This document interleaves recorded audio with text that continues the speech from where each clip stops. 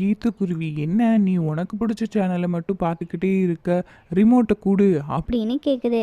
அதுக்கு அந்த கீத்துக்குருவி, அதெல்லாம் முடியாது, இந்த சேனல் தான் நல்லா இருக்கு, இதில் போடுற ஸ்டோரிஸ் தான் ரொம்ப நல்லா இருக்கு அப்படின்னு அந்த கீத்துக்குருவி அந்த ராமு காகத்துக்கிட்ட அந்த ரிமோட்டை தராமல் பிரச்சனை பண்ணிக்கிட்டு இருந்துச்சு.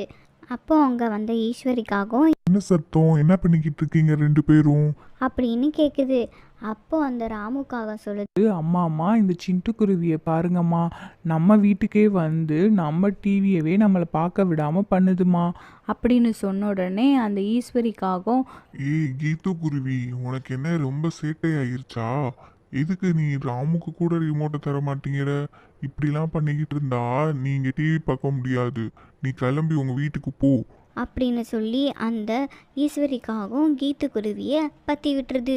உடனே அந்த கீத்துக்குருவி அவங்க வீட்டுக்கு போகுது. அப்போது